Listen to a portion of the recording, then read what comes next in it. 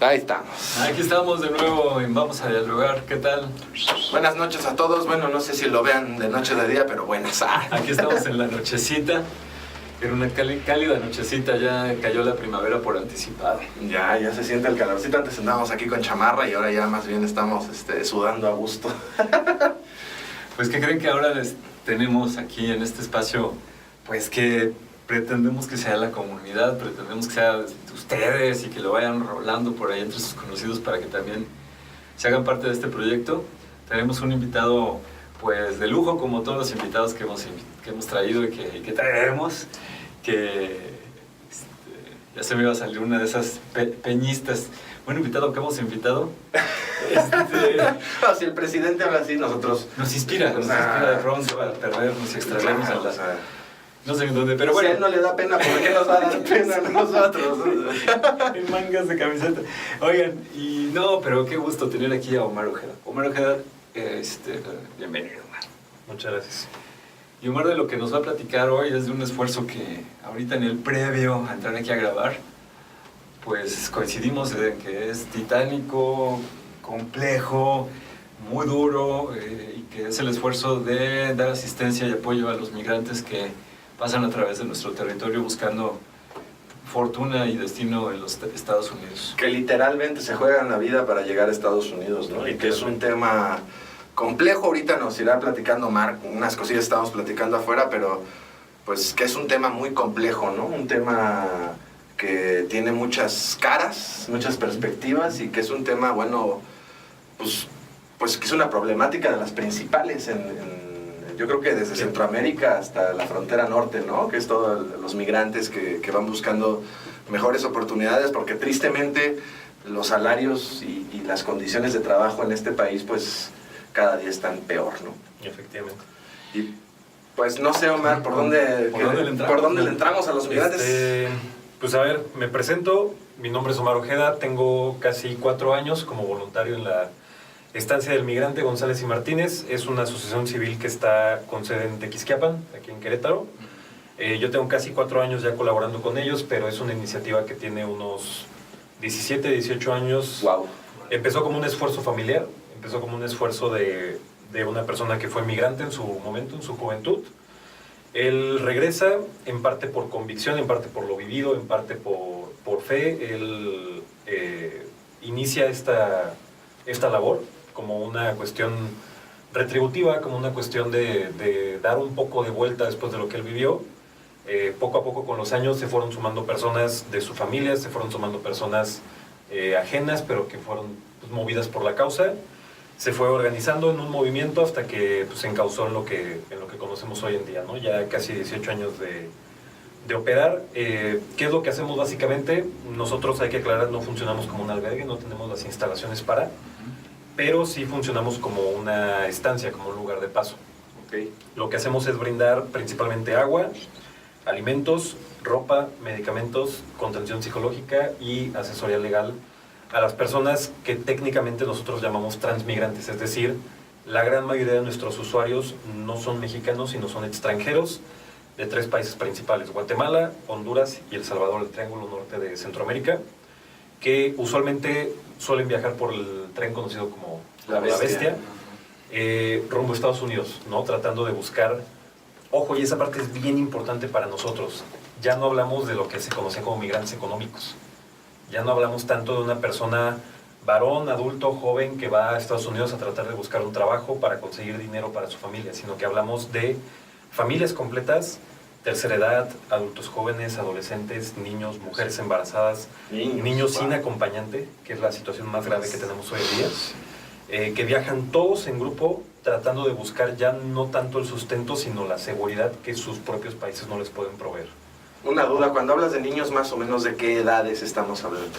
Hablamos desde mujeres con niños de brazos, con bebés de meses, hablamos de mujeres embarazadas, y hay una población que tiene 2-3 años, un fenómeno muy grave, donde son niños aproximadamente, ojo de buen cubero, de 8 a unos 12-13 años, viajando sin acompañante.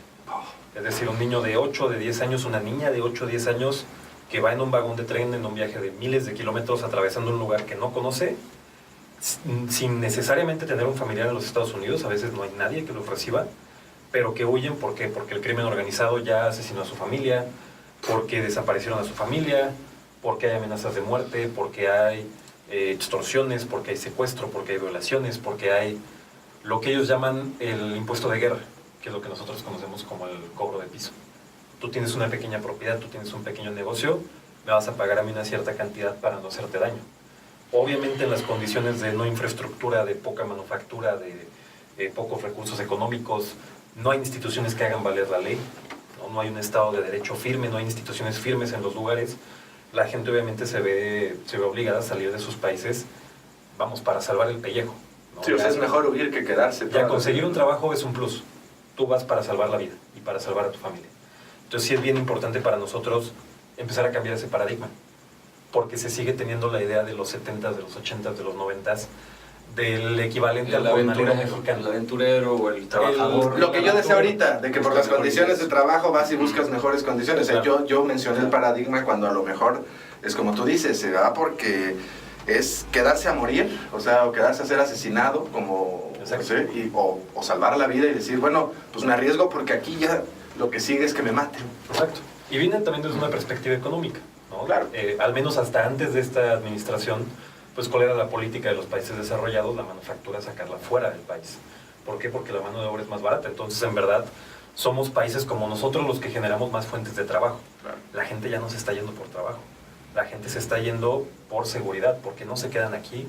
Por la violencia. Justamente por eso. Porque sí, puedes encontrar un empleo quizás, pero son las mismas condiciones de violencia que de las que ellos van huyendo. Tú lo que buscas es llegar a un país que al menos comparativamente hablando tenga un Estado de Derecho mucho más fuerte y pueda garantizarte derechos elementales como la vida. Fíjate que me parece muy grave porque justo antes de lo que acabas de decir, yo incluso lo mencioné ahorita que eran las condiciones de trabajo, y yo creo que la mayoría de los que nos está viendo tenemos todavía el paradigma setentero, ochentero, ¿no? De que tú vives en tu pueblito en paz, donde todo está bien, pero de repente quieres generar más dinero y entonces buscas camino al norte.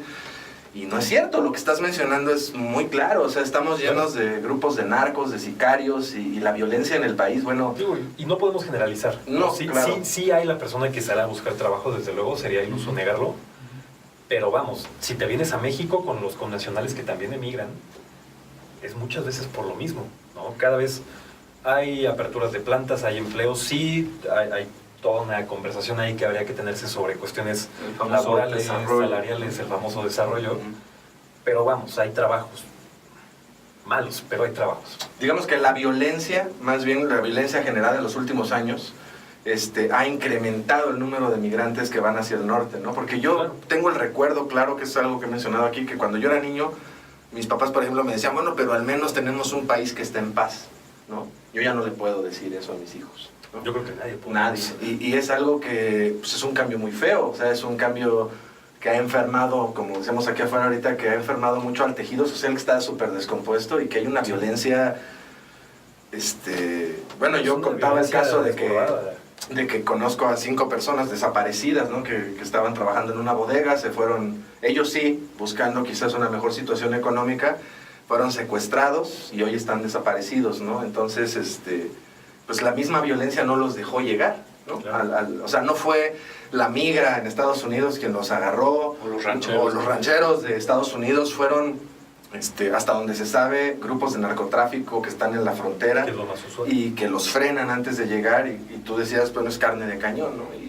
Claro, al final viene desde una perspectiva filosófica y desde una perspectiva concreta. O sea, esta enfermedad de tejido social que tú mencionabas se ve en una cosa bien sencilla. La persona ya no es persona, la persona es mercancía, la persona es producto y tiene un valor económico en el mercado. ¿Por qué? Porque tus órganos valen para ser traficados, porque tu mano de obra como halcón, como mula, como sicario vale, ¿no? Y porque eso me representa ahorrarme un costo a mí como organización, contemplando un cártel de narcotraficantes como una empresa, como una organización empresarial, pues es un ahorro. Sí, sí. Es un ahorro. Es y un activo. Es un activo que yo puedo no pagar. Puedo disponer de él para Puedo lo que yo disponer quiera. de él y que me ahorra dinero. Sí, es sencillo. Me da hasta como un sentimiento, pues, Sí. pues, como de tristeza, ¿no? En Sí. general.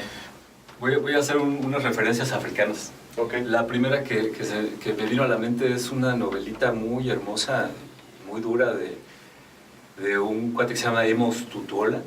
Okay. Amos Tutuola se escribe. Se llama Mi vida en la maleza de los fantasmas. Es la historia de un chavito que justamente llegan a su Aldea. aldea, pues unas personas a masacrar a los aldeanos, y él y su hermano alcanzan a escapar, y no me acuerdo muy bien qué pasa con el hermano, pero en algún momento dividen caminos y este chiquillo se mete a la selva. Y toda la novela es su vida dentro de una selva que no es tanto la selva real del África, sino la maleza de los fantasmas, que él le llama la novela, ¿no? Que es el espacio en el que uno no elige entrar, ¿no? El espacio en el que te puedes volver una cosa, puede ser devorado, puede ser usado, puede ser tirado en la basura, revuelto con la mierda, ¿no? Es una novela muy, muy interesante, y eso me hacía reflexionar en el punto de que, pues que creo que es un tema que después vamos a derivar, que es el de la empatía, ¿no?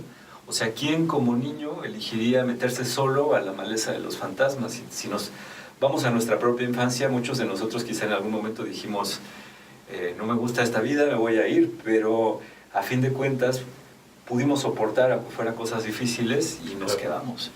Porque irse... ¿Qué contexto tienes que tener para que como niño decidas arriesgarte a salir al peligro del mundo? O sea, ¿qué tan violento es tu contexto, digamos, personal, ya dígase de comunidad, de familia, para decidir a los 8 años?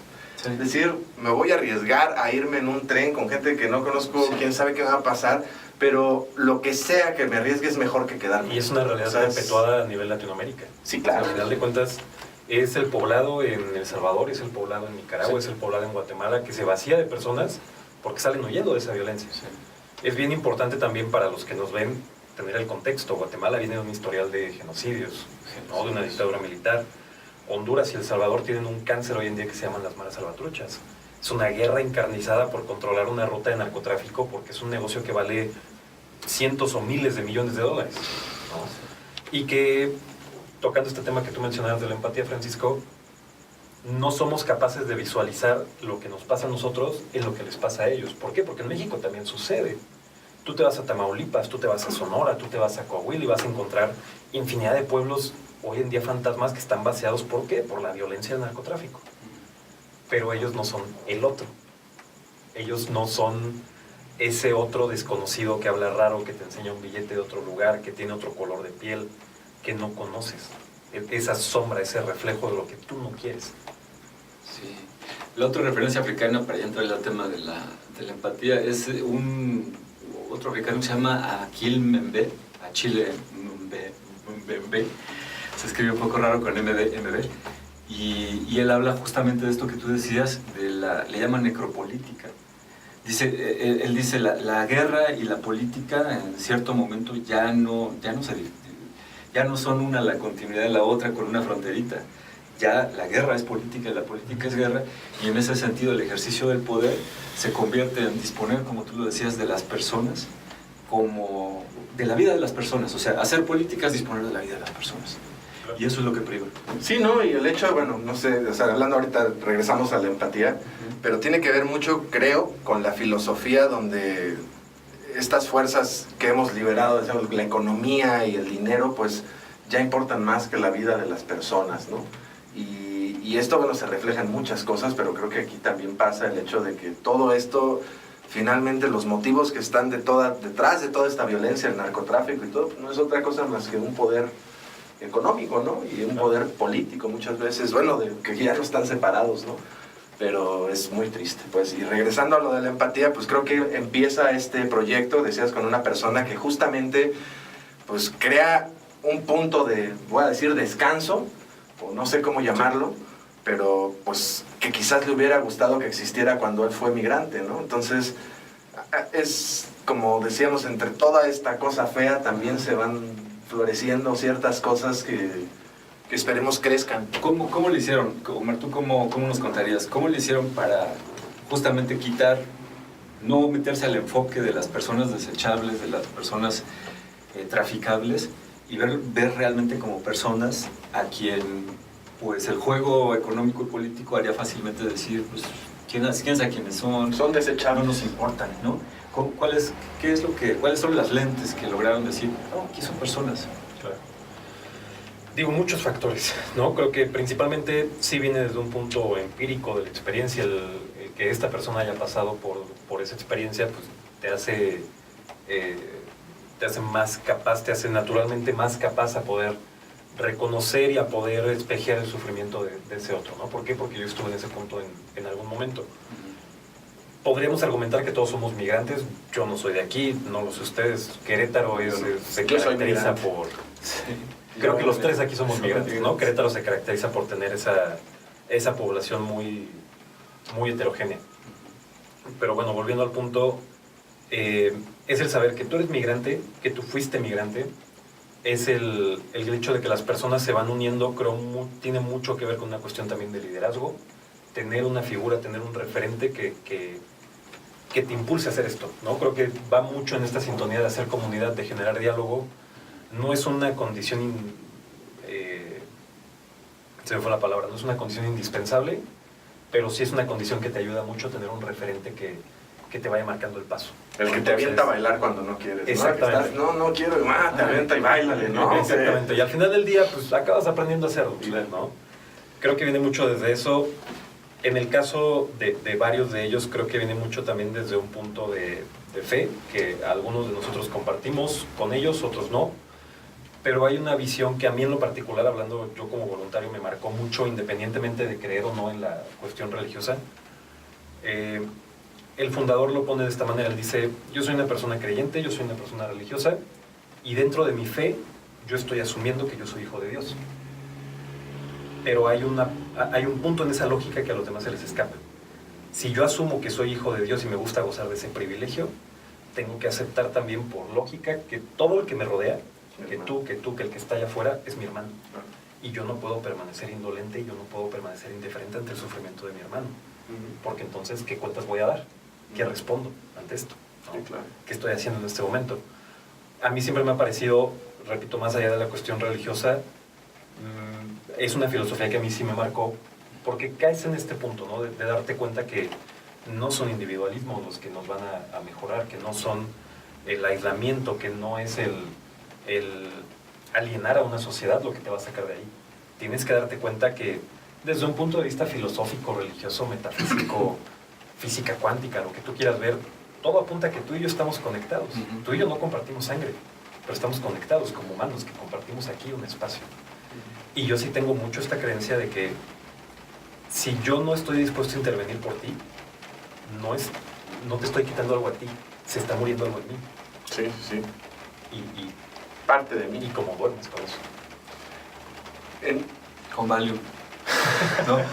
Eso me recordó lo que platicábamos en una entrevista aquí con María Carmen Jiménez, que era el tema de las plantitas del invernadero, ¿te acuerdas? Es decir, uno puede decir, no, pues yo vivo en mi bolsita negra de invernadero. El otro, ya se pudrió el otro. Ay, pobre, güey, porque yo estoy vivo.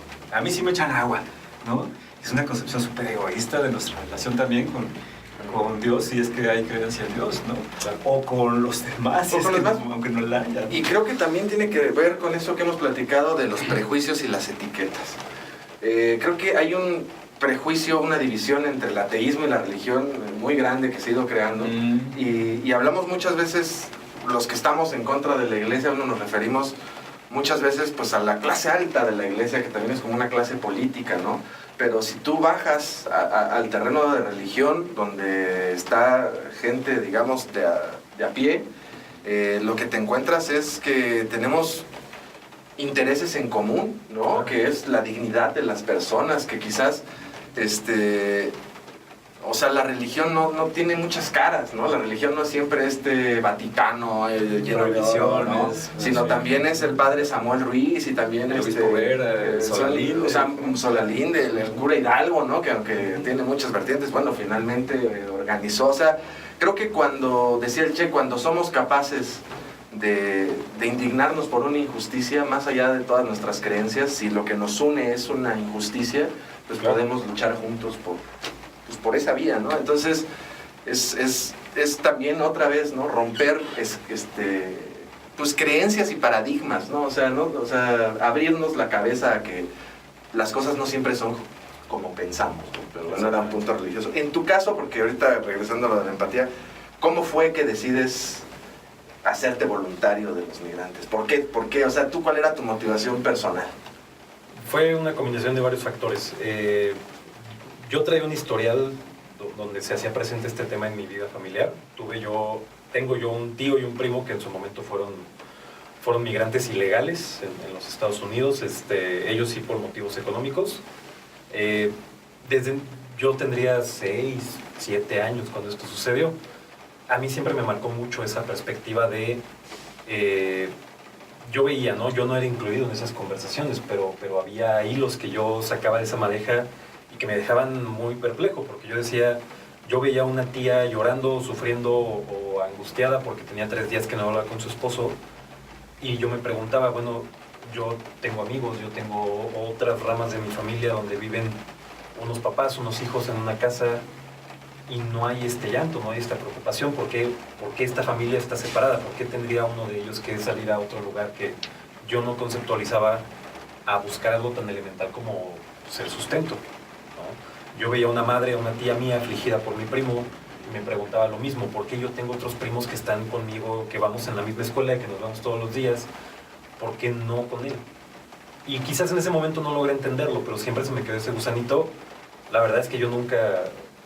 No me caractericé en mi primera juventud por ser una persona particularmente activa o involucrada socialmente. Estaba en otro rollo, ¿no? Yo lo descubro por mera casualidad. En algún momento, usando redes sociales, estaba yo en Facebook, vi un flyer de una conferencia en la UAC. Venía justamente de Solalinde, no conocía a los demás ponentes. Por curiosidad me fui. Yo en ese momento, hablando de comunidad, también tratábamos de hacer un grupo que una vez al mes se involucrara en alguna causa de alguna manera. Vimos esto, nos llamó la atención, asistimos, conocimos al padre Solalinde, conocimos a Martín, que es el fundador de la Estancia del Migrante, conocimos otro par de ponentes, a Fray Tomás, que tiene un albergue que se llama La 72 en Tabasco, y a otra persona que ahorita no recuerdo. Estando ahí, claro que me impacta ver lo que sucede en Tenosique, claro que me impacta ver lo que sucede en Ixtepec, lo que está sucediendo en Saltillo, etc. Son cosas que te marcan. Pero cuando se levanta una persona a decir que eso que yo estoy viendo y que me horroriza y que yo ya tenía este contacto con las noticias, con el mundo más allá de mi burbuja, te dice que está pasando, ni siquiera 70 kilómetros de aquí en Tequisquiapan, que está pasando aquí a la vuelta de tu casa, ¿no?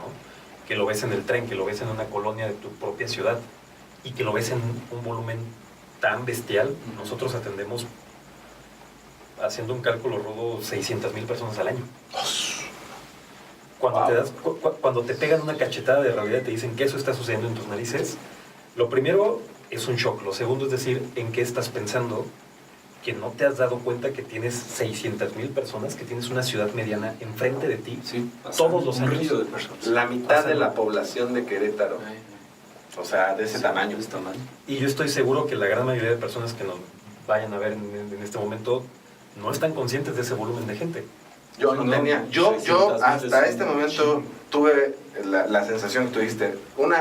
Me da un shock saber que son 600,000 personas al año las que pasan por aquí en el estado migrante. O sea, y lo mismo pensé, ¿en qué estás pensando? Que no te... O sea, sí creo que hay una inconsciencia generalizada, como lo que decías de las plantas, una desconexión, ¿no? O sea, una desconexión de muchas realidades, porque es esa y muchas otras, ¿no? Pero... Sí, totalmente. Y bueno, después de esto, a mí me queda la inquietud. Yo voy a visitar el lugar, conozco al equipo que trabaja allá. Tuve no sé si es buena o mala suerte, pero tuve la oportunidad de ver, justo en ese momento el lugar está a unos 5 metros de las vías. Tuve la oportunidad de ver pasar un tren. En ese momento quizás llevaría unas 50 personas, ¿no? Pero esas 50 personas, pues yo de repente me veo rodeado de personas quemadas por el sol, deshidratadas, literalmente llorando, rogando por una migaja de comida. O sea, un tren que es un tren de carga que no tiene espacio para las personas, no es para que se suba la gente. Que van colgadas y expuestas al sol durante días. Y que ves mujeres y que ves embarazadas y que ves y niños, hombres y que ves niños y dices, Dios mío, pues, ¿qué está pasando, no? ¿Qué es esto? Qué fuerte. O sea, ¿en qué pendejadas me estoy yo ocupando mi tiempo, mi energía y mi focalización? Que no me doy cuenta de esto, que no veo esto. La verdad es que a mí, de entrada mi pensamiento fue yo no regreso, yo me asusté, yo dije, ¿qué es esto? No, yo no me siento a mí mismo capaz de lidiar con este tipo de realidades. Pero una vez que regresas y lo ves con cabeza fría, dices, bueno, no. Son una de estas cosas que una vez que lo ves es muy difícil voltear, ¿no? Es muy difícil regresar atrás, es muy difícil borrar eso de tu memoria, es muy difícil desver eso, ¿no? Y pues bueno, yo empiezo con los pocos recursos, con los pocos medios que yo tenía en ese entonces, empiezo a tratar de acopiar, de conectar con gente, de buscar la forma de hacerlo y pues ya. Yo creo mucho que hay un nivel de sensibilidad que tenemos todos y que sucede que cuando uno ve una injusticia, pues lo primero justamente es que es difícil lidiar con ello, ¿no? Porque el sentimiento pues no es agradable, o sea, y pues pasan, digo, en cada persona es distinto, pero en mi caso pasó así también. Yo cuando empecé a ver las injusticias que había y me echaba clavados en situaciones, primero me entraba una impotencia, ¿no? Muy fuerte, de decir, ¿cómo que yo qué puedo hacer, no? Y después vas encontrando... Te sientes minúsculo. Minúsculo y sobre todo, así me lo decía mi papá, la impotencia, ¿no? O sea, la impotencia de querer transformarlo y decir, bueno, pero ¿cómo si estoy? Y vas encontrando caminitos de acción, creo que en tu caso encontraste este camino de acción. Y bueno, pues esa es una de las cosas que tratamos en Vamos a Dialogar, ¿no? O sea, de mostrar o sacar a la luz también todo este tipo de esfuerzos que se hacen, que muchas veces permanecen en las sombras, ¿no? Claro. Y que bueno, quizás ahorita alguien que está oyendo los datos y las cifras de todo esto, bueno, pues también quizás empiece a sentir algún tipo de empatía y bueno, la cosa es justo conectar, como decíamos afuera, ¿no? Sí, claro, al final de cuentas siempre hay, decíamos hace un rato, ¿no? Siempre hay esta florecita que encuentra la forma de brotar en medio de tierra desértica o en medio de la nada o en medio de la mierda. Sí, sí. Siempre hay una florecita que brota y que se puede morir, que la cosa es regarla. Y que también. se puede morir, claro, pero es bien paradójico porque en un lugar donde potencialmente tú ves tanto sufrimiento y ves los niveles más bajos de la existencia humana, también al mismo tiempo ves muchos de los ejemplos que a mí en mi vida más me han marcado de fortaleza, de resiliencia, de esperanza, de fe, de sobreponerse a eso, ¿no? Y de sacar cosas valiosísimas, ¿no? Al ratito les contaré una historia que a mí siempre me ha parecido de las mejores que he conocido allá, y que te queda esa sensación al final del día de estoy deshecho, estoy cansado, estoy viendo cosas que a lo mejor muchas personas no van a ver, pero también estoy conociendo la parte más bondadosa de la persona, ¿no? Y eso, no sé, sí. Eso logra conectar, ¿no? Al final del día la labor no se hace solo, no se hace sola y hemos podido, no digo que seamos nosotros, sino que simplemente ha habido conciencias que han respondido no a nosotros, sino a ellos, a los otros, a los que van ahí montados, y se suman esfuerzos.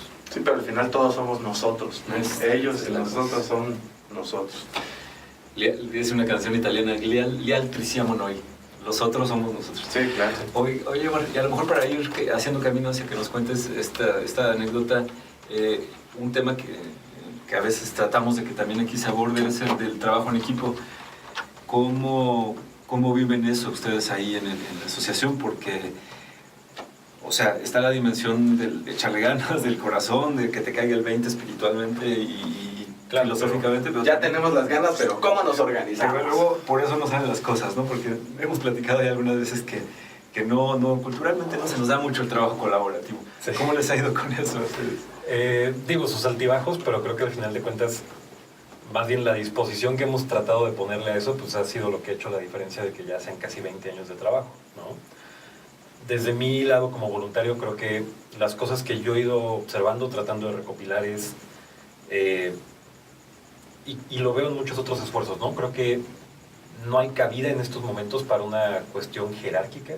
Creo que no hay cabida en estos momentos para tratar de ejercer poder, para tratar de ejercer control sobre un grupo.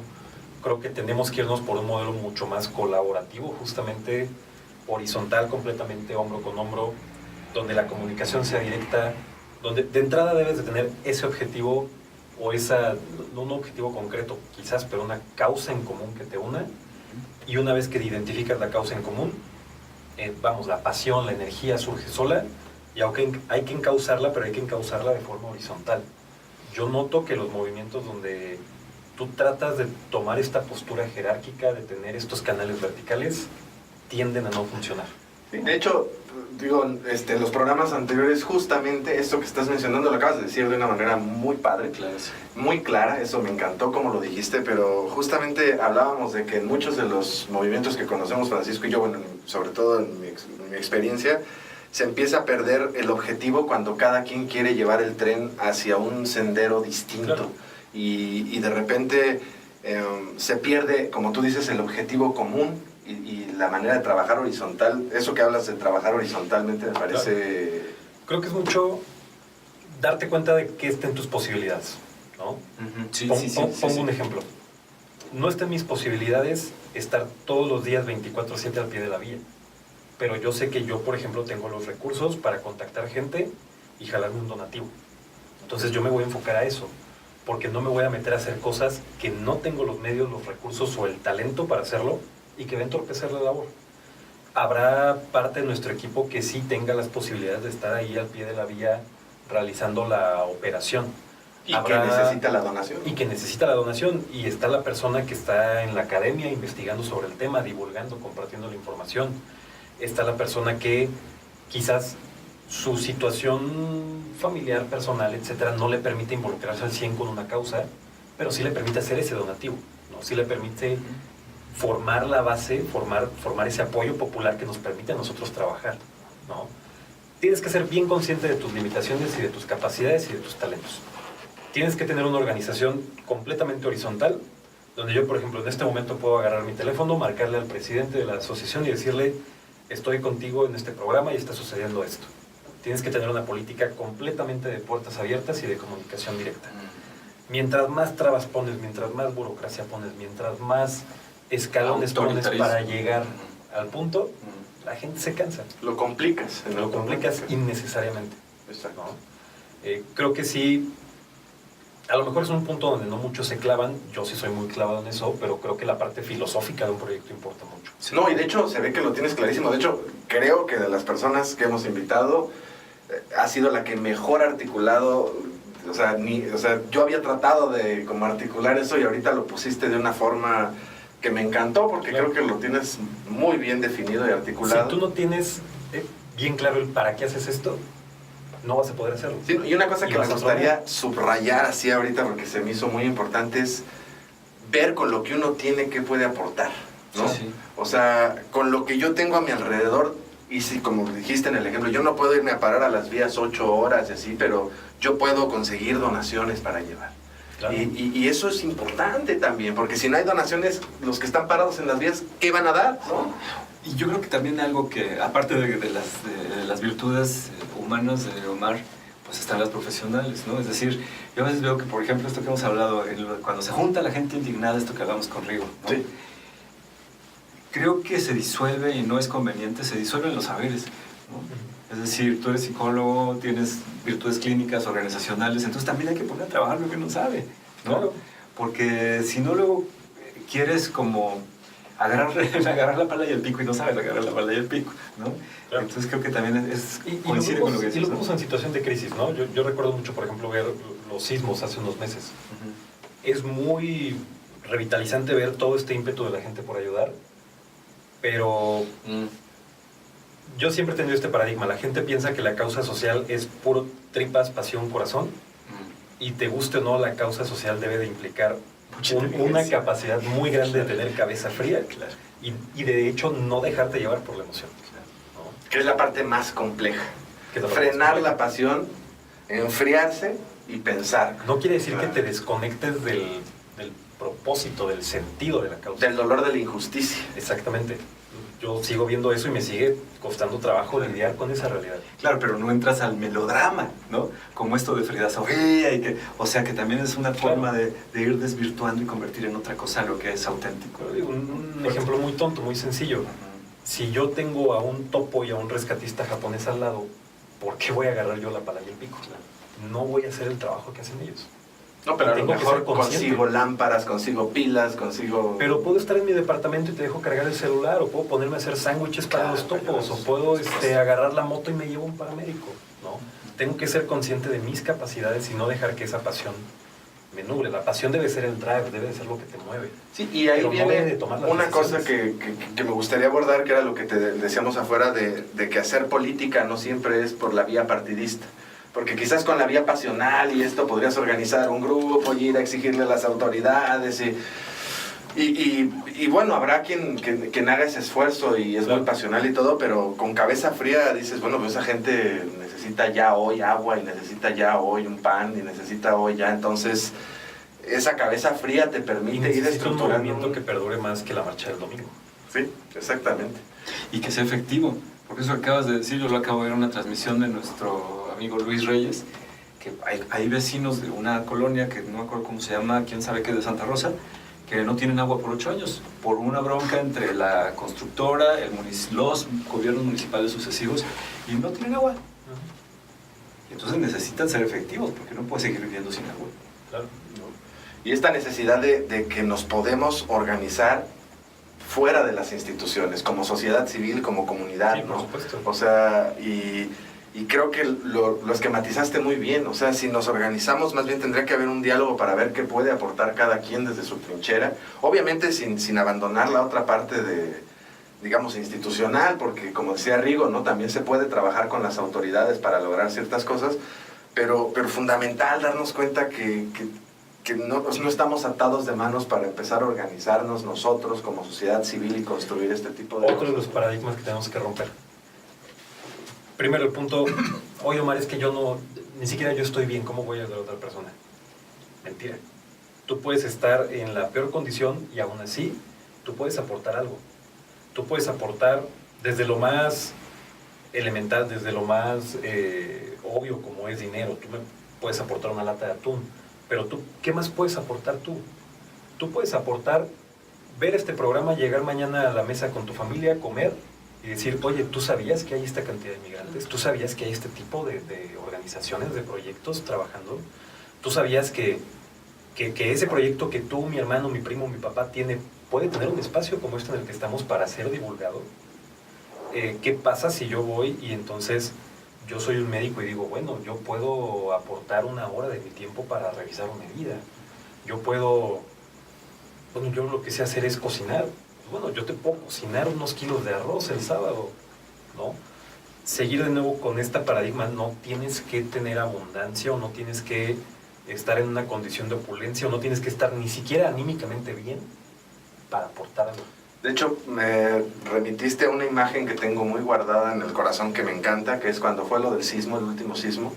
Estaban los albergues donde llevaba la gente donaciones y todo, y una foto que circuló por Facebook es de una señora que va descalza, que se ve que es de una situación, pues bueno, que no está en la mejor situación de abundancia, y llevaba 2 bolsas de mercado llenas de fruta y de verdura, y quizás las necesitaba ella, ¿sí? Sí, pero es este sentido de empatía, ¿no? Y ves heridos, y ves personas amputadas, y ves personas minusválidas ayudando, porque mi carencia no me prohíbe ayudar a otra persona. Sí, sí, sí. Mi carencia es mía, mi carencia no es del otro. Y quizás te enriquezca, o sea, lo que te regresa también tiene un valor que es mucho más allá de...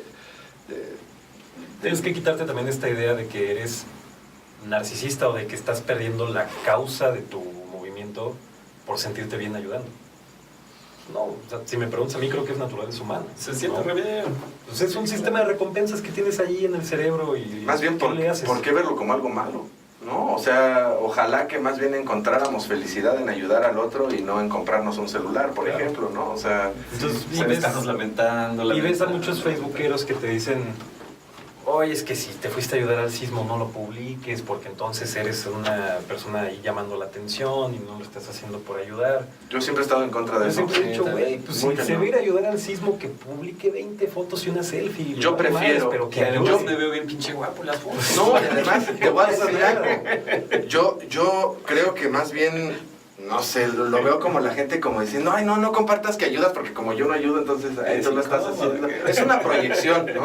Claro. Ay, lo haces por ego, ¿no? Y, ay, o sea, Pues más bien aquí yo le estoy prefiero... quitando el ego, Sí, ¿no? sí, y yo más bien prefiero ver videos cuando mis amigos, por ejemplo, llevaban cosas al sismo, se hacían el lift. Por ejemplo, tenía un amigo en la Ciudad de México que lo despertó el sismo y se paró y había un edificio caído y él pues empezaba a transmitir, necesitamos esto y lo otro. A mí me gustaba más ver esa acción que cuando veo otro tipo de publicaciones, ¿no? O sea, y yo no lo veía como que él estuviera reforzando, ay, miren, estoy aquí ayudando como protagonismo, o sea, eso me parece que es una interpretación de... Claro, y creo que también es ser un poquito iluso, ¿no? O sea, yo creo que una organización hoy en día que aspira a funcionar sin medios electrónicos, sin redes sociales, sin los escaparates de comunicación que tienes hoy en día, pues es un poquito absurdo desde mi perspectiva. Ujú. Más bien son herramientas que Más bien tenemos que tienes, aprovechar. como dices tú, pues quítate la pena, quítate este prejuicio de es malo y aduéñate de estas herramientas, ¿no? Claro. Vuélvelas otra vez una tierra fértil para hacer comunidad y para conectar. Claro, y es que además tiene que ver con la confiabilidad. O sea, en otros términos de mercado es hacer una marca, generar una marca y darle respeto a tu marca. Claro. Por ejemplo, cuando tú dices, llevan este centro trabajando 20 años, 18 años, bueno, pues hay marca, ¿no? O sea, hay una tradición de servicio al cliente. Y una marca en las personas que pasaron por ahí. Claro. También. Sí, que O sea, es la más importante. Esa es la más importante. Pero la otra es la que permite que alguien diga, son confiables, ¿no? Les llevo ropa, les llevo Claro, donaciones. Que al o final sea, del día para nosotros es bien importante porque dependemos de esa credibilidad. de hecho, ahorita me encantaría que nos dijeras para poder, digo, la poquita gente que tenemos o la mucha que se junte a ver este video, pues que nos dieras cómo pueden, por ejemplo, quien se haya sensibilizado con los datos y eso, qué puede aportar, dónde lo puede aportar, cómo puede aportar con ustedes, pues porque sí sería, pues para eso es esto, porque queremos evidenciar o mostrar que hay gente que está tratando de construir, no de destruir y bueno, pues hay gente que quizás quiere aportar cositas y qué mejor si podemos funcionar como un canal para conectar, ¿no? Sí, claro. Bueno, lo que les comentaba, ¿no? Somos un lugar de paso, somos un lugar, no usamos la palabra confort porque pues, sería absurdo, pero sí, pues un lugar de contención para ellos en el viaje, ¿no? Entonces, lo que siempre es muy necesario para nosotros es cubrir la parte operativa. Agua embotellada, alimentos no perecederos, ropa tanto para hombre como mujer, ya sean adultos, adolescentes, niños, bebés, cuestiones como pañales, fórmula, ropa tal cual de bebé, material de curación, medicamentos que no sean controlados, por ejemplo, antigripales, antidiarreicos, analgésicos, ¿qué más se me está escapando por ahí? Algunas acotaciones, por ejemplo, en el agua recibimos lo que sea, pero sí pedimos que si está en la posibilidad de las personas nos apoyen con botellas de medio litro o más pequeñas. ¿Por qué? Porque nosotros, muy rápido, ¿qué es lo que hacemos? El lugar cuenta con una cocina, nosotros cocinamos los alimentos y empacamos un paquete de ayuda Un lunch. que consiste en una ración de arroz, una ración de frijoles, 2 botellas de agua y una pieza de pan, para darles energía para el camino, para que estén hidratados, etc. Este paquete de comida que nosotros hacemos se empaca en 2 bolsas, se llaman A4, es el tamaño estándar que te dan en el supermercado. Se amarran y se avientan con el tren en movimiento. Al menos se solía hacer así, cada vez es más la gente que llega a pie, pero eso es todo otro tema. Cuando nosotros aventamos los alimentos hacia el tren, si la botella es muy grande, por ejemplo 1 litro, Un 1 galón. litro y medio, un galón, el galón ya ni siquiera llegaría, ¿no? No es como lo avientas. Pues, Pero la botella de litro, por ejemplo, contemplando la velocidad a la que tú arrojas y la velocidad del tren, pueden pasar 2 cosas. Si tú le pegas a la persona, lo pones en riesgo de tirarlo y ocasionarle la muerte, o te pones en riesgo a ti si rebota en el vagón y te da un golpe, ¿no? Ya tuvimos por ahí una persona que hasta el ojo andaba perdiendo por un rebote de una botella. Entonces es riesgoso, por eso preferimos que sean botellas Chiquillas, pequeñas, sí, claro. medianas, ¿no? La ropa, obviamente, que sea ropa utilitaria, ropa cómoda para moverse, para caminar. Ahorita que se viene la temporada de calor, nos ayuda mucho gorras, sombreros, camisas manga larga, cosas para proteger del sol. Bien importante para nosotros ropa interior, calcetines y zapatos. Sobre todo los calcetines sí pedimos, hay cosas muy baratas, pedimos que en la medida de lo posible sean nuevos para poder dar al menos un par a cada persona. Y que les dure. Y que les duren y que en el momento, por ejemplo, que llueva o que crucen un charco, puedan inmediatamente cambiar los calcetines mojados por unos secos para evitar las ampollas y toda una serie de infecciones que se vienen ahí. Zapatos obviamente cómodos, resistentes, bien importante y pocas veces se toma en cuenta. Para las mujeres, por ejemplo, tampones, toallas femeninas, toda esta indumentaria es necesaria. Porque, pues imagínate, tú vas en un vagón de lámina a 40, 50 grados centígrados bajo el sol, no has tomado agua por días, lo que comiste estaba echado a perder, estás teniendo vómito, estás teniendo diarrea, no tienes en dónde defecar más que en el mismo vagón, tienes un niño recién nacido ahí al lado, es una cuestión de salubridad muy complicada. Me imagino. No, o sea, muchas veces pensamos que las catástrofes de guerra y todo están allá, ¿no? En Irak, en África. En Irak, allá. Y cuando empiezas a ver estas situaciones, o sea, eso es una decadencia humana, o sea, bueno, yo lo veo como lo que ustedes hacen, iba a decir hace rato, es como una isla, ¿no? Porque tú te avientas a cruzar el mar nadando y pues de repente te cansas. Entonces, encontrar una isla, pues aunque no haya confort, te permite tomar un aire para volver a echar la nadada, ¿no? Entonces, pues más bien agradecerte también este esfuerzo que haces como voluntario, ¿no? Que se hace y que hacen también las personas con las que trabajas, porque pues si no fuera también por ustedes y por esas islitas que hay, o sea, todavía sería mucho más difícil para estas personas, ¿no? Entonces, pues más bien... No, nosotros nos metemos en la medida de lo posible, pero yo creo que sí el reconocimiento es para la familia en Tequisquiapan que inició este esfuerzo, para todos los religiosos, familias civiles que han iniciado esfuerzos en muchas otras partes del país, y sobre todo pues para toda la gente que va ahí cruzando, ¿no? Para la gente que arriesga el pellejo por su hijo, por su familia, por la gente que tiene la resiliencia de salir de su país y jugarse el pellejo con una voluntad inquebrantable de vivir, ¿no? Sí. De subsistir y de... Está de moda la palabra, pero para los que no les sea familiar, la resiliencia tiene que ver con sobreponerse y reconstituirse después o ante una catástrofe. Es decir, no es nada más ser sobreviviente, sino tener la fuerza de reinventarse, ¿no? Y tener la valentía también de decir, no me quedo en el hoyo, ¿no? No me conformo a ser un desecho, ¿no? Una basura humana, sino que salgo adelante. Es un tema bien duro y bien difícil y fíjate que cuando Francisco me platicó que venías y el tema de los migrantes, pues como tú dices, hay muchos paradigmas y hay muchas creencias y a mí esta conversación me está gustando mucho porque creo que primero estoy rompiendo con muchos paradigmas que yo tenía sobre cómo es, ¿no? El proceso de los migrantes. Uno siempre se imagina, en mi caso yo siempre me imaginaba, bueno, pues adolescentes ya o jóvenes que bueno, van, ¿no? Te digo, y saber que van niños, o sea, solos, es una parte muy dura, ¿no? Porque, o sea, yo me veo a los 8 años, como decía, así, pues qué contexto, como decíamos, o sea, eso sí me impactó, me choqueó mucho y es algo pues, que se me hizo muy, muy fuerte de este problema. Y creo que es bueno que se difunda, que se vea el problema, ¿no? Porque muchas veces, como tú decías, pasa aquí al lado y no tenemos la conciencia de lo que está pasando, ¿no? Y eso es... Sí, es eso, no es que no tengas la capacidad, tienes ojos, tienes oídos, no tienes la conciencia de verlo. Sí, por eso no conectamos, porque lo vemos como un problema de allá, ¿no? Pero es un problema de aquí, y entonces... Sí, yo me quedo pensando también una cosa, a ver cómo lo ven. Creo que también puede haber un fenómeno, o sea, estoy poniéndome en los zapatos de alguien que nos está escuchando, y que a lo mejor su punto de vista ha sido muy crítico, ¿no? Por ejemplo, ¿por qué ayudar a esa gente si acá tenemos muchísimos problemas y que resolver cosas urgentes, mucha pobreza, etcétera, ¿no? O también desde el lado del apego al marco legal, ¿no? Es que pues, son ilegales. Sí, son ilegales, tendrían que regresarlos a su país, controlar la frontera. Técnicamente no son ilegales. A ver, ¿cómo está eso? Cruzar una frontera sin papeles es una falta administrativa, no es un delito judicial. Entonces, esa es otra de las cuestiones del lenguaje que nosotros trabajamos. Yo no trabajo con personas ilegales, yo trabajo con personas indocumentadas. es diferente. Sí, sí, Tú lo que careces es de papeles, pero no puede haber una persona ilegal. Hay actos ilegales, pero no hay personas ilegales. No, es que ya desde el simple concepto personas ilegales ya es, o sea, Estás criminalizando al ser humano.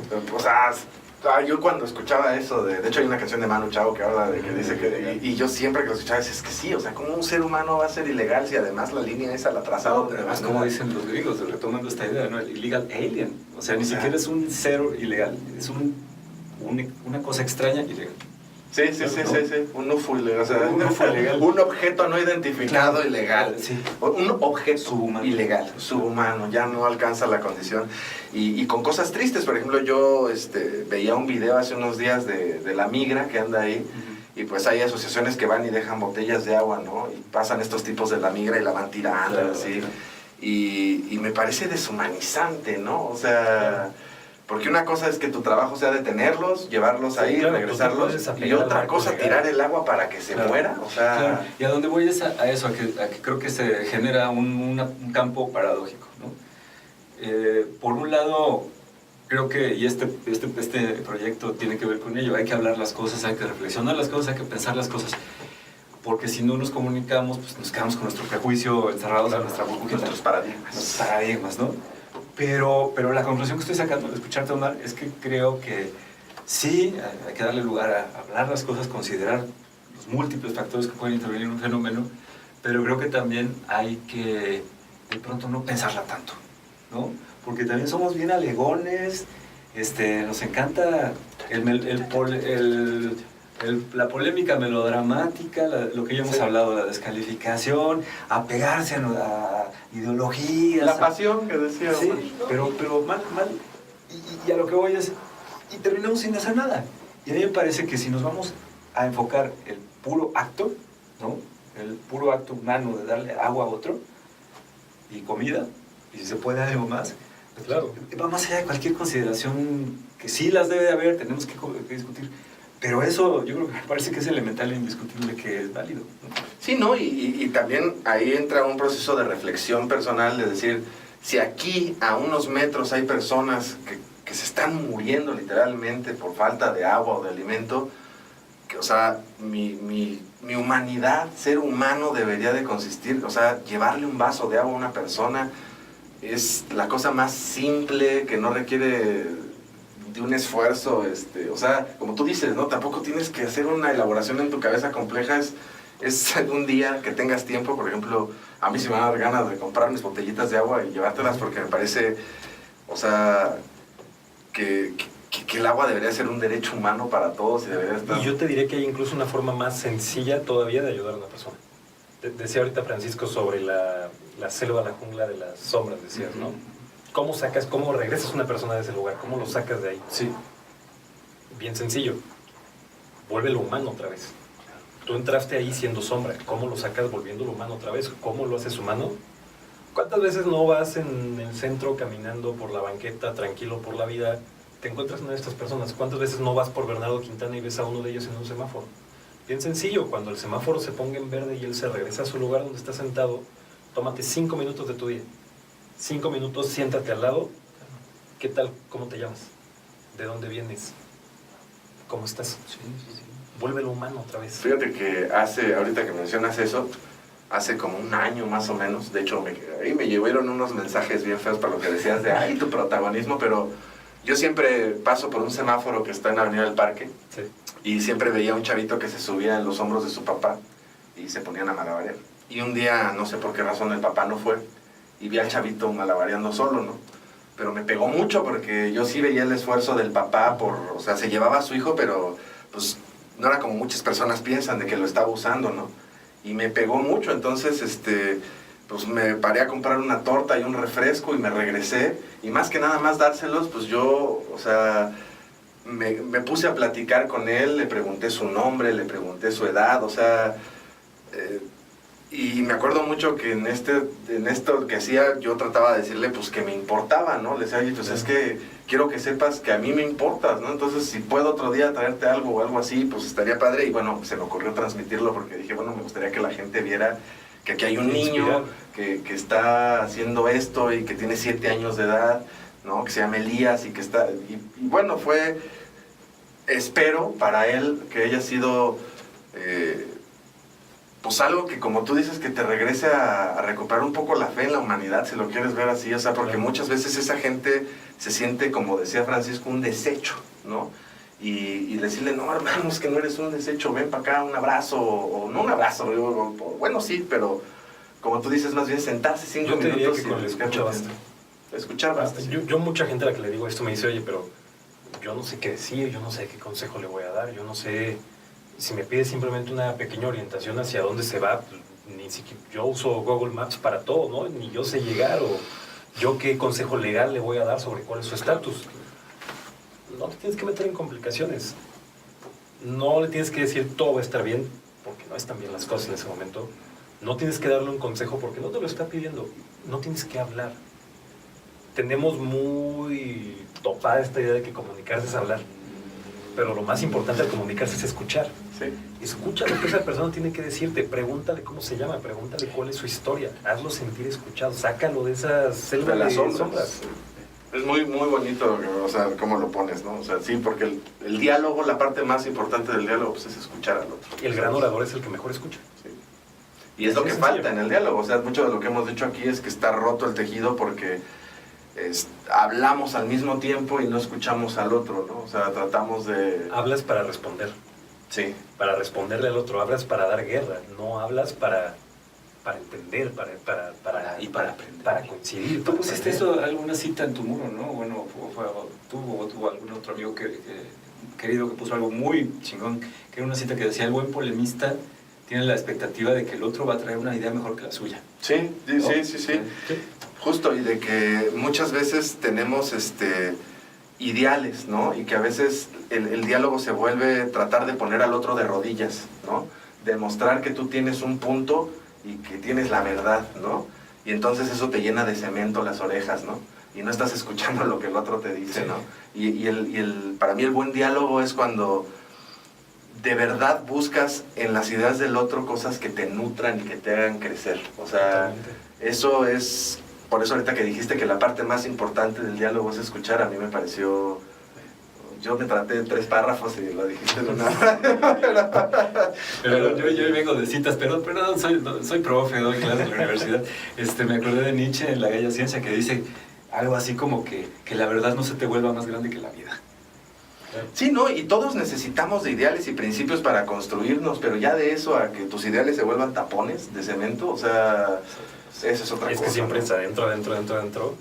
Se vale tener ideales, al contrario, creo que es deseable, ¿no? Claro. Que tengas una brújula de vida y a lo mejor ese sentido tuyo y ese ideal tuyo no coincide con el mío y está bien.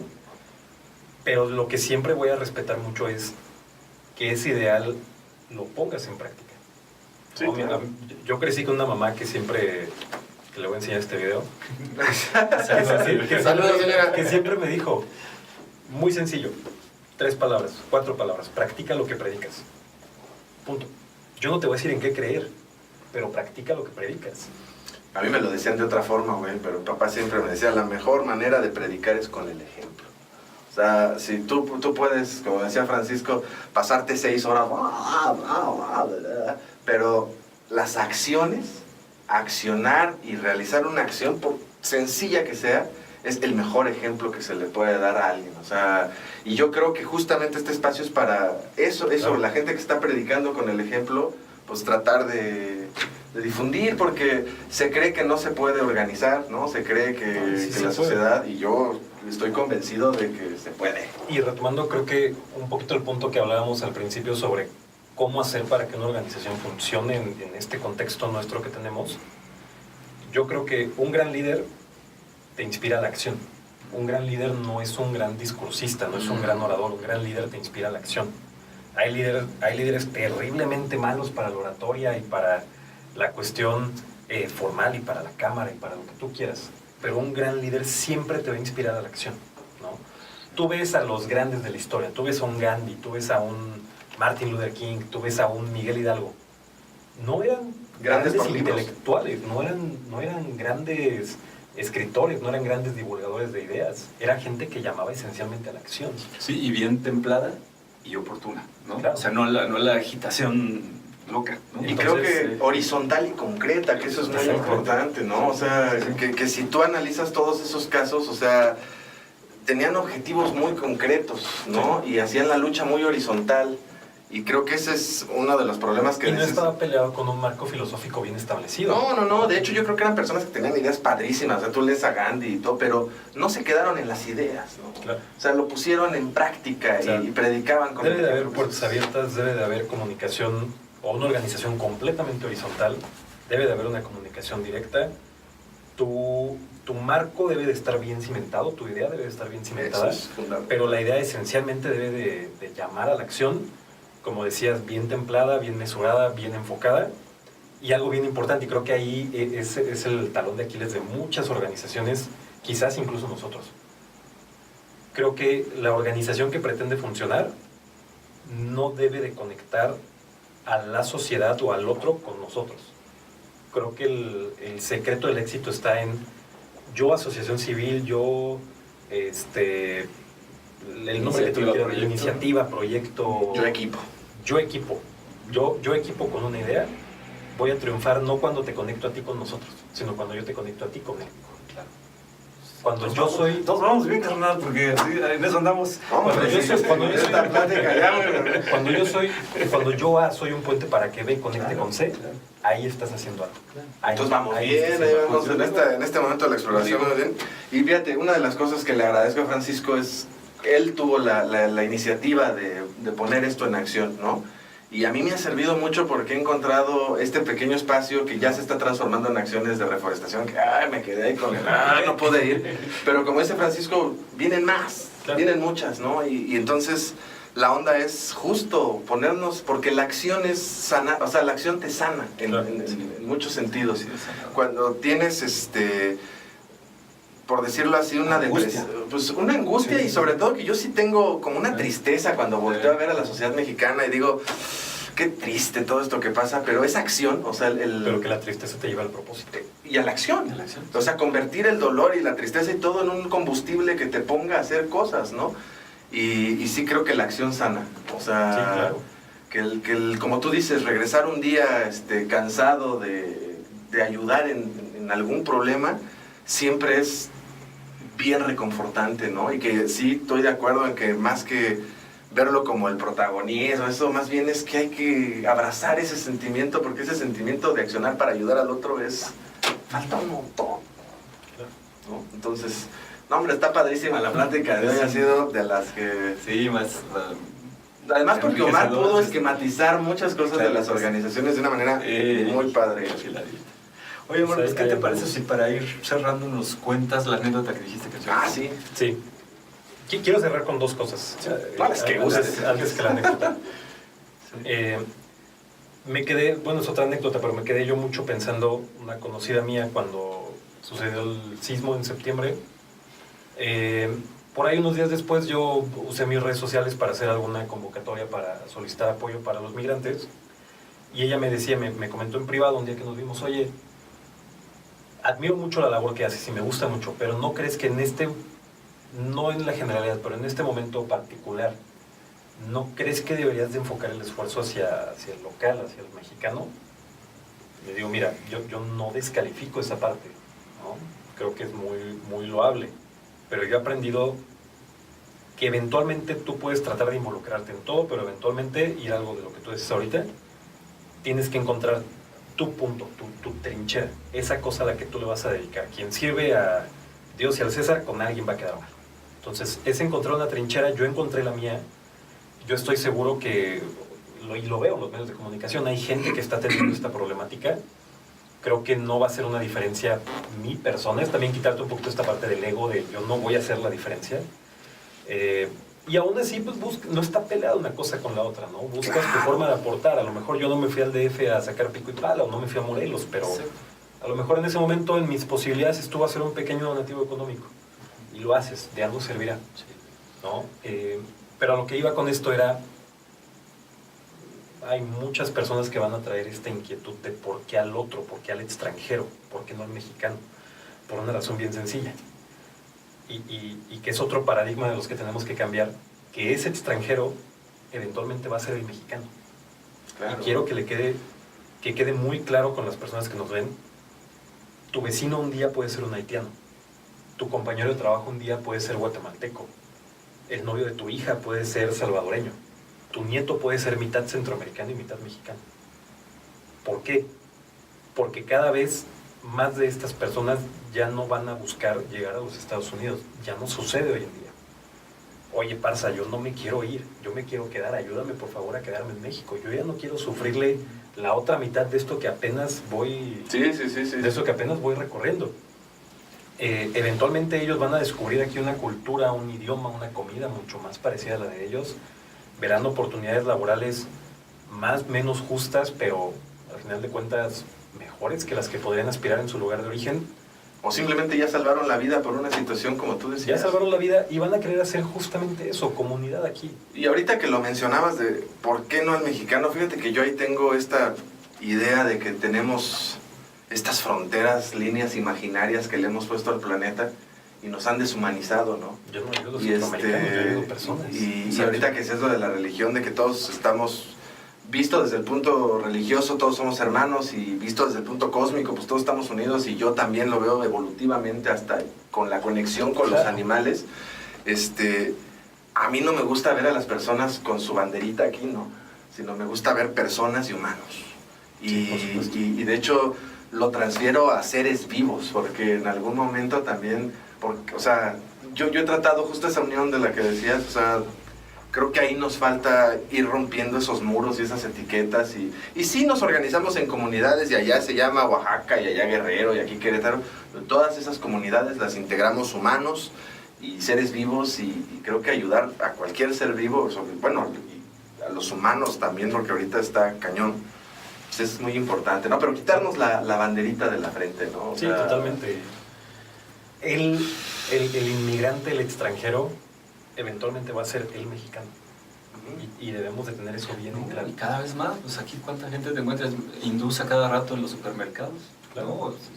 Gente de muchos lugares, y uno dice, no, son personas, nomás no les entiendo lo que dicen. Y lo que yo decía afuera, porque hay una onda discriminatoria horrible, o sea, porque al inmigrante que viene de El Salvador y de Centroamérica se le ve así, pero al que vive en San Miguel Allende y es güero, que también es inmigrante, se Y le no ve, te tienes ¡ay, que qué bueno hasta que allá! vienen! Porque Digo, en mi experiencia personal, yo en Querétaro he hecho amigos, conozco personas holandesas que nos han apoyado en la cuestión migratoria, conozco personas alemanas, conozco personas canadienses, que curiosamente no son vistos como el otro, son parte de la comunidad.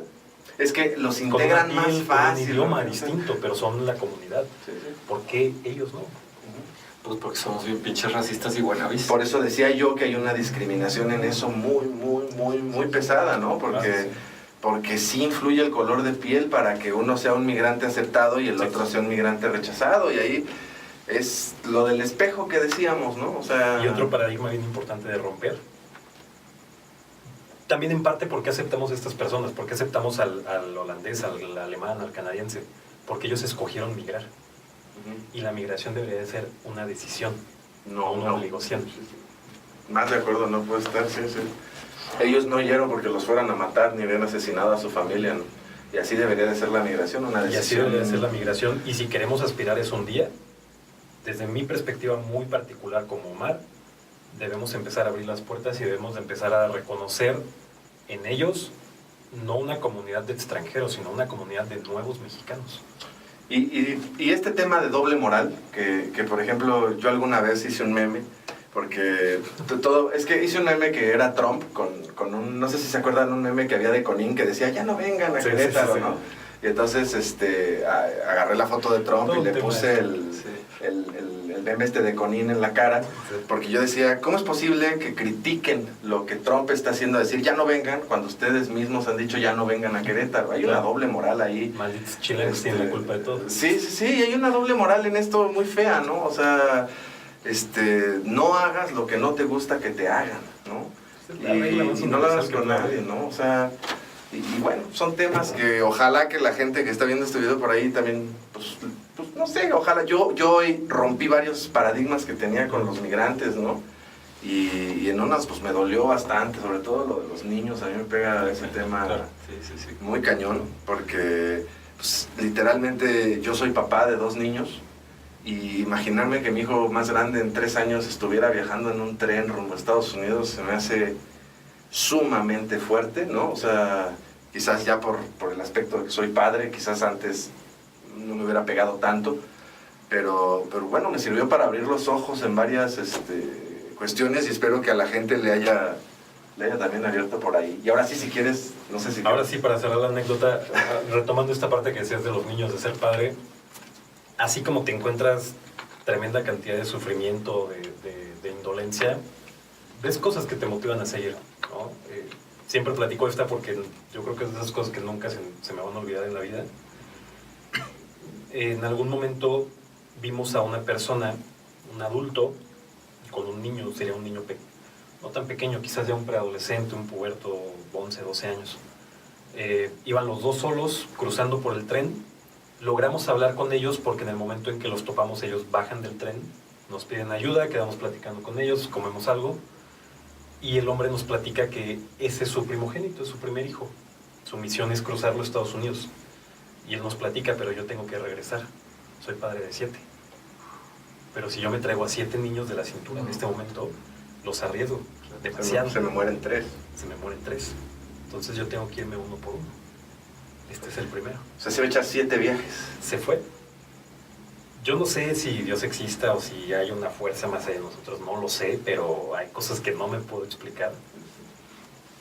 Este hombre regresa y tenemos la fortuna de encontrarlo otra vez. Nos saluda y nos dice voy por el otro. Al lapso de un par de meses vuelve a cruzar con otro niño más pequeño que el anterior. Para no hacerte la historia larga, esto fue un lapso de meses, casi un año completo, que además es increíblemente poco común, porque un viaje que normalmente sin escalas tú harías en 2 semanas, con todos los problemas de seguridad y con todas las situaciones que te topas, tardas meses en hacerlo. Sí, claro. Este hombre lo estaba haciendo a un ritmo prodigioso. Pasan meses, pasa poco más de un año, quizás un año y medio, no lo volvemos a encontrar. Cada viaje que hizo de ida y de vuelta, nosotros lo encontramos. Volvió a pasar por ahí y lo volvemos a encontrar de una u otra forma. Ya sea simplemente en el vagón, o ya sea que se bajara a caminar. Un día lo encontramos caminando, agarra a su niño más pequeño, un niño muy chiquito, serían 3 o 4 años, lo toma, se sube al tren y como si se le olvidara algo, él voltea, nos ve y nos dice, ya no los veo, este es el último. ¿Sabes? Cruzó a 7 niños. Hasta se me enchinó la piel. Sí. Yo jamás vi al hombre llorar, yo jamás vi al hombre maldecir, yo jamás vi al hombre con una cara de sufrimiento. Jamás en la vida creo conocer a una persona que tenga más escrita en la frente la palabra esperanza como ese hombre.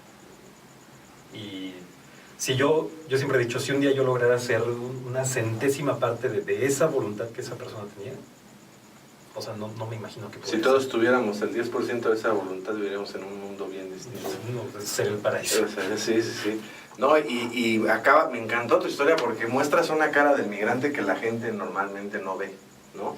Porque, o sea, tú ves al migrante y como decías alguna vez, pues tú ves 2D, ¿no? Le embarras tus prejuicios, paradigmas y no conoces la historia de fondo, no ves el 3D, ¿no? Y me encanta tu historia porque pues está hasta como para una película, ¿no? O sea, de un hombre, o sea, su combustible era puro amor, ¿no? Sí. O sea, su combustible era el amor y es, bueno, yo como padre, o sea, pues ahí tengo una proyección y se me hace hasta heroico, o sea... Es heroico, sí. Y la pregunta es, ¿no lo harías tú por tu hijo? No, claro. Y más bien, la pregunta es, no sé si yo lograría hacer lo que este hombre hizo. O sea, sí. Me parece la que... fortaleza que hay que tener para... Me parece que este tipo de personas más bien deberían de ser íconos, o sea, de cosas que la humanidad debe tener, no el güey que tiene 3 Ferraris en su garage, sino el que mueve a 7 niños en unas distancias, como tú dices, que no nos caben en la cabeza. Que no nos caben en la cabeza y con las condiciones. Que ni siquiera dimensionamos porque la gran mayoría de nosotros no sabemos lo que es viajar en un tren. Y no viajar en un tren sentado, sino colgado, con el metal hirviendo porque el sol está pegando a tope, con llagas ya del sol, o sea... No, wow, qué historia. Está impactante. Entonces, pues así que... No, pues gracias por compartirlo. Sí, no, está muy fuerte, pero está, como dice Omar, es una gran flor dentro de toda la mierda, ¿no? O sea, es una flor, a mí me encanta, te decía, ver, ¿no? Decir que entre la mierda también florece, ¿no? Porque a veces también se fertiliza. O sea, toda la mierda se puede convertir en un fertilizante para que un día esto sea un campo de flores, ¿no? Sí, y yo lo que me quedé pensando es que cuando decimos esto de entre la mierda, no es nada más una imagen, una metáfora. O sea, quiere decir que estamos atravesados por guerras. Sí. Porque esta historia se parece a historias que escuchaba yo de maestros míos europeos de la Segunda Guerra Mundial.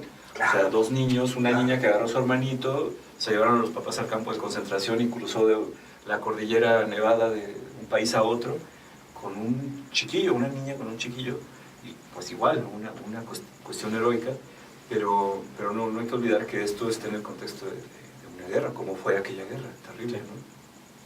Y que en la medida que nos sigamos haciendo pendejos, perdón, pero ¿Crees que no hay otra creo que palabra? así se debe decir, con que estamos en medio de una situación de guerra, aunque haya islas más o menos pacíficas y seguras, entre comillas, o sea, si estas flores destacan es porque esa mierda a la que hacemos referencia es un estado de guerra. Un estado de guerra. El contexto. Así, tal cual, guerra de baja intensidad, Sí, fuerzas paramilitares y militares operando al margen de regulaciones, etcétera, ¿no? Y que siento que, bueno, ustedes son psicólogos, ustedes lo sabrán mejor, pero creo que también como sociedad, como cultura, por ejemplo en Europa, las guerras, la Segunda Guerra Mundial y la Primera Guerra Mundial sirvieron también para que toda la asquerosidad que se vivió, pues generó también un humanismo que hoy en día se nota en ciertas partes de Europa, digo, no en todas, siguen rechazando migrantes, Claro. Pero se encuentran, aprendieron cosas. Hay un cierto, o sea, de todo eso que pasó, se tocó fondo, digamos, y nació algo positivo. Yo espero que lo que estemos viviendo ahorita en este continente, en Centroamérica, México, pues tocar fondo y nos haga también generar una serie de flores y de cosas positivas. Y creo que tiene mucho que ver también con, tú lo sabrás mejor que yo por tu formación, con el hecho de la palabra, con el hecho de lo que hablamos, ¿no? Yo no sé, desde mi perspectiva, yo conceptualizo diferente una guerra declarada, una guerra que existe, pero que no es declarada, ¿no? Que es algo que está, pero no está como aquí, ¿no? Creo que desde ahí viene también este problema de vivir con un fantasma de guerra, que no está, pero está. Y que hay gente que no la acepta, porque es una guerra silenciosa. Claro. O sea, yo el otro día leí un comentario en Facebook que decía, bueno, pero es que en México al menos no hemos perdido nuestros derechos y nuestras libertades. Y decía, ay, güey, híjole. ¿En qué burbuja vives? El 10% de los mexicanos no lo han perdido. Sí, pues los que, o sea, wow, o sea, me pareció muy egoísta la visión, porque dije, híjole, es que se me ocurren tantos casos donde sí se han perdido los derechos, sí, por y supuesto. o sea, que wow. No quiero estar en una burbuja así definitivamente, ¿no? Pero hay gente, como tú dices, como es una guerra silenciosa, pues hay un sector grande de la población que está en una burbuja literalmente, ¿no? Y pues sí es bien diferente el contexto, ¿no? Es más difícil una guerra silenciosa porque...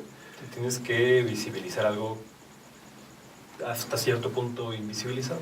Sí, y en un país donde hay 300,000 muertes en los últimos años, pues bueno, habría que reflexionar en que no es normal, ¿no? O sea, definitivamente no es normal, porque todas esas muertes son familias, o sea, son familias que han muerto asesinadas y sus hijos salen, o sea, hay una situación de veras, o sea, a nivel, como decíamos hace rato, no está en Irak, está aquí, ¿no? O sea, pero bueno, esas cosas me gustaron mucho de hoy. Y hoy me quedo con tu definición de organización, que es lo de trabajar horizontalmente. Me encantó cómo lo esquematizaste, ¿no? La onda de no tratar de pelear por liderazgos, ¿no? O sea, sino más bien trabajar horizontalmente. Y yo lo he dicho mucho, planteando un objetivo concreto, ¿no? O sea, si tú vas a resolver o tratas de resolver un problema, creo que tienes que enfocarte en el problema y tratar de que los que se junten contigo y a los que conectes, pues traten de enfocarse en eso, ¿no? Claro. Porque ahora sí que el que mucho abarca, poco aprieta, ¿no? Y yo me quedo con esta explicación o ilustración simple y directa de lo que es un acto humano, solidario, amoroso, sin tener que mistificarlo, sin tener que adornarlo, sin tener que nada, aunque se pueda conectar con la fe si tú quieres, pero también lo comunicaste de un modo muy sobrio y a mí me parece que eso permite también articularlo desde posiciones muy distintas. Y que eso, ¿no? Que se trata de ver qué acción podemos tomar desde nuestra trinchera, ¿no? O sea, hay muchas, es que hay tantas cosas que hacer que... El punto es hacer. Que el punto es hacer, ¿no? Y que de verdad, en serio, si ustedes se sienten de repente tristes por la situación y todo, accionar es para mí ha sido Tú lo dijiste, el punto es que te avienten a bailar. ¿Sí? Puedes ser el que baila más horrible en toda la pista. Acá me aventó a bailar. Y al final del día, ese que baila horrible, que fue el primero que aventaron, es el que va a hacer que todos los demás... Pero fíjate, así como Francisco, digamos, metafóricamente me aventó a bailar, yo hoy le agradezco porque ya que estás bailando, disfrutas, ¿no? O sea... Disfrutas y te vas dando cuenta que de repente hay una pareja al lado tuyo. Sí, y no digo que, o sea, como tú dices, también duele y todo, pero hay un beneficio también, o sea, pero hay que bailar. Hay que bailar, hay que entrarle a bailar porque lo que el mundo necesita es que nos pongamos en acción, creo yo, todos. Totalmente.